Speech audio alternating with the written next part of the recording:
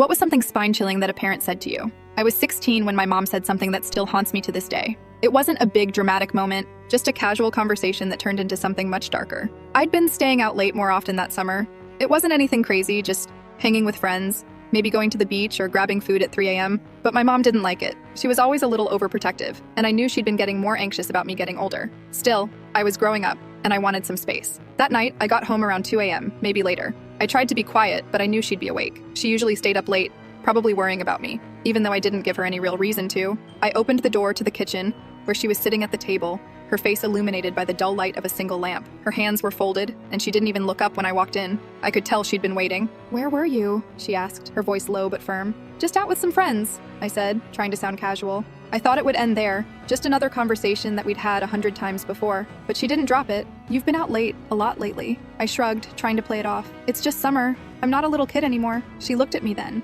and I saw something in her eyes that I hadn't noticed before. Something sharp, almost calculating. "I know you're not a kid anymore," she said, her voice barely above a whisper, "but I still see you as my baby, and you know what happens to babies, don't you?" I froze. The way she said it, the look in her eyes, it wasn't just some overprotective mom thing anymore. It felt ominous. She took a slow breath, and then came the words that stuck with me. "One day I'll be gone, and when I'm gone, there's no one to protect you. You'll be all alone." I felt the weight of her words before I could even process them. The way she said it, the certainty, like she knew something I didn't. I didn't know what to say. I stood there, my throat tight, suddenly feeling much younger than I was. "Mom, come on," I said, trying to dismiss it, but it didn't feel like something I could just brush off. "That's not gonna happen anytime soon. I'm not a baby." She just stared at me, her expression unreadable. "I know, but one day you'll understand." She didn't say anything else. I didn't know how to respond. I didn't know if she meant it as some kind of warning, or if it was just her way of dealing with her own fears about getting older, about losing control. I wasn't sure if she was trying to scare me into being careful, or if there was something deeper going on, something she hadn't told me. I walked upstairs without saying anything else,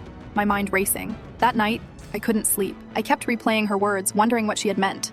What was she trying to tell me? The next few weeks went by in a blur. I didn't stay out quite as late, and I didn't challenge her as much, but I couldn't forget what she'd said. It gnawed at me, the sense that something dark was lurking just beneath the surface of her usual protectiveness. I started thinking about the way she'd looked at me that night, how she seemed so sure of what would happen when she was gone. A month later, my mom had a minor health scare. Nothing serious, just a few days in the hospital for a procedure, but it was enough to make me remember her words. That was when I finally understood what she had meant. Life was fragile. People don't always stick around the way you think they will. And the older I got, the more I realized that the one person who'd always been there to shield me wasn't going to be forever. Now, whenever I look back at that night, I think about how I didn't understand then, how I thought she was just being dramatic. But now, I see that she was trying to prepare me, in her own way, for the inevitable. And I'll never forget the way she said it, her words still echoing in my mind. "One day, I'll be gone, and when I'm gone, there's no one to protect you."